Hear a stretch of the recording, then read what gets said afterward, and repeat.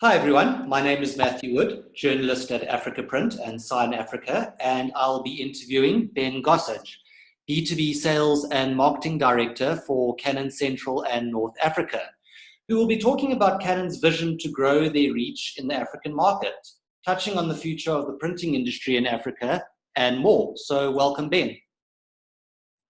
Thank you, Matthew. Hello, everyone. Ben, what is Canon's vision to grow their reach in the African market? Okay, thank you, Matthew. Our vision is more of the same. And the reason I say that is because Canon Central North Africa manage or look after the 40 countries outside or northwards of South Africa and its immediately bordered countries. We are 5 years old, so we're a startup in many ways, particularly when you consider that the pandemic has taken up 18 months of this 5-year journey we're on. However, still within this time, we've grown from initially having 4 to now 6 offices in Africa itself.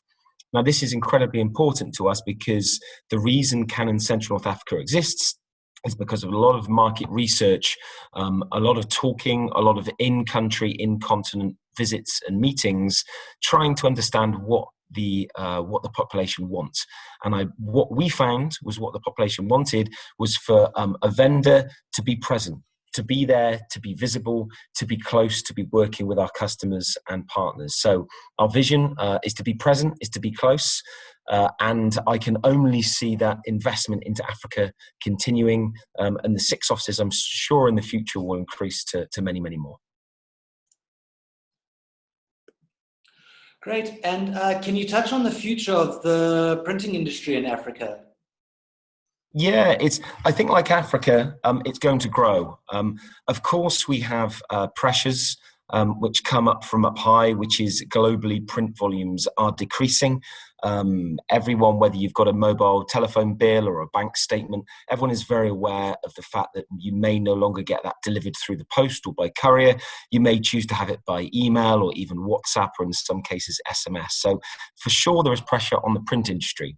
However, in a young, vibrant, growing, in fact booming population and the booming economies across Africa, print is still there, and I think it's incredibly important, particularly where the applications allow it to do so. So wherever you have a young, innovative, intelligent, innovative, that's the best word, society, which are looking for new applications, new way of doing things, new ways of reaching people in different ways.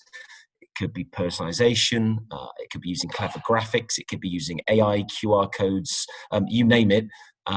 It's there for growth. So for sure, there are pressures against print, but I think in the new digital applications, there's a huge future still. And what is your top tip on what companies need to do to innovate, especially in the African market? Okay, yeah, interesting one. So my top tip would be tap into the population, tap into the people. I wanted to say young people, but just to be young doesn't mean you need to be innovative. I would tap into the brains and the intelligence, particularly within, say, the graphic arts, the graphic communication, the graphic design industry. And the reason I say this is because we make good products. I'll be very honest, we do make very good products. In imaging, Canon are the #1 person around the globe. However, we can have the most fanciest, highest quality, fastest, most flexible printing device, let's say, in the universe. Unless you have a good operator and a good marketing team and a good communications team, which are coming up with innovative applications, then it's pointless. So tap into talent. There's lots of it. Embrace it, nurture it, and help them to help you. And then finally, Ben, what are your top 3 printing trends for 2021? Okay. Again, similar to what I touched on, I suppose, there are external pressures at the moment. So first of all, I'd say be innovative. And I appreciate this is a bit vague, but look at applications, whether you're printing wide format, whether you're printing small format, think differently.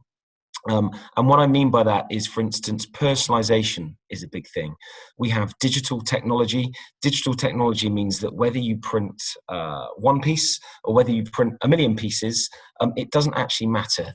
Unlike offset technology, I'm sure as most people know that watching or listening to this, one print costs the same, if you like, as a million prints, each and every print.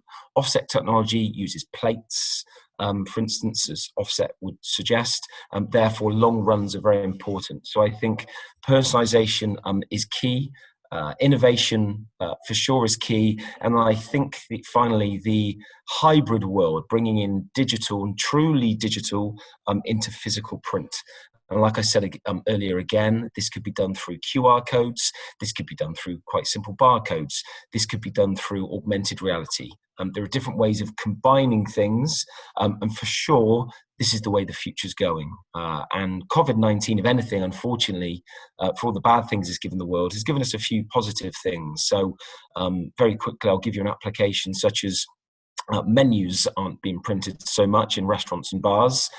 However, you may notice that when you walk into an establishment or a cafe, you now are encouraged to scan a QR code, for instance, and that QR code will open up the choice and whatever it is you want to print. So there are different things available to print for the people with the right mind to think about what to do. Well, thanks very much for your time, Ben.